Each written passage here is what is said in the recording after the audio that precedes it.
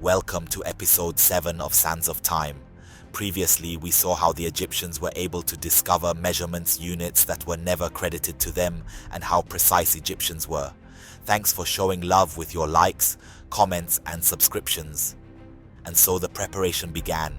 The Egyptians brought back natron salt, sodium carbonate, from the Natron Valley to create caustic soda, a vital component for their concrete. Nearby, lime was produced by heating limestone, only 100 meters from the pyramid site. All of this was done outdoors. No fire ever touched the underground chambers, a detail that would puzzle future generations of geologists. July 14th, 2561 BC. Everything is ready. The Nile is about to overflow, marking the start of the construction's most critical phase. Sirius rises in the east, a celestial signal. Hours later, the river reaches the foot of the hill and the workers spring into action. With the river flooding the land, 100 workers man the screw pumps, drawing water from below.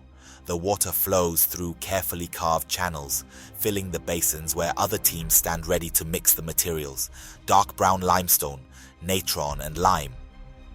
They open the valves and concrete flows like liquid stone, filling the molds designed to create the southern underground tunnel. The Egyptians were master planners. Molds were used everywhere, from the underground chambers to the pyramid's towering exterior. They didn't dig beneath the pyramids. They simply filled the cavities with this ingenious concrete mix. The underground chamber's walls appear rough, much less refined than the pyramid's apex. Why? The concrete here contains less water, and the molds were removed quickly, before the mixture could fully dry. This roughness is not a sign of neglect, but of efficiency. Workers focus their precision on the more visible parts of the monument. The Egyptians' geometric mastery extended to the corridors. For the descending tunnel and the well shaft, they used a formwork structure based on the diagonal of two squares, producing an exact angle of 26.57 degrees. This method would later be repeated in the Grand Gallery and the ascending corridors, ensuring uniformity and precision.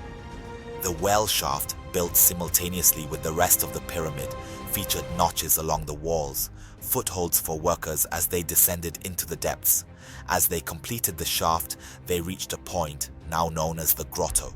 Here they left a cavity and a block of granite to seal the shaft after their work was done. Now the workers approached the surface.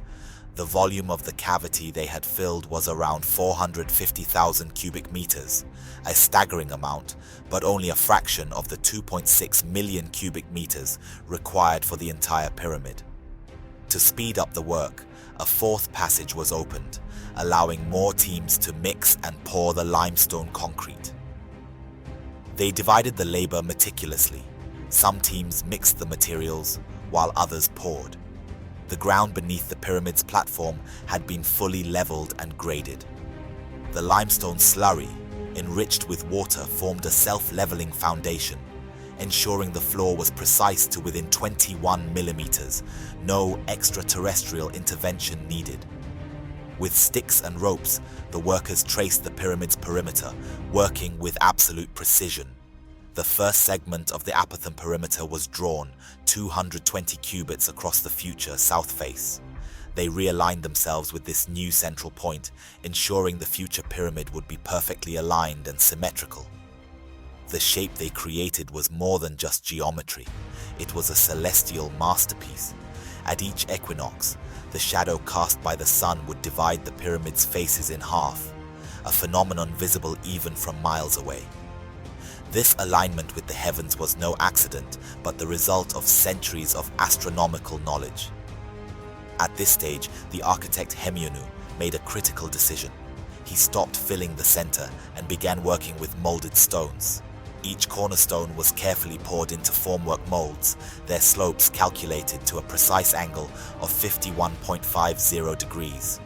The workers knew that this was no ordinary construction. This was a monument that would defy time itself. Grinding the limestone was grueling work. Around 1,200 workers labored day and night, mixing the limestone with natron and lime in large basins. Once the mixture was ready, bucket brigades formed, long lines of workers passing buckets from hand to hand in a perfect rhythm. It's estimated that at least 40 bucket brigades were necessary to transport the materials across the site, one bucket at a time. The cornerstones were poured first, the first row of blocks standing 3 cubits high. From there, the workers continued inward, following ropes and pickets meticulously laid out by the master planners. But they didn't fill the row entirely. They left openings in key places, pathways for the bucket brigades to continue their steady work. Please click on the video showing up on your screen for episode 8, and as always, keep wising up.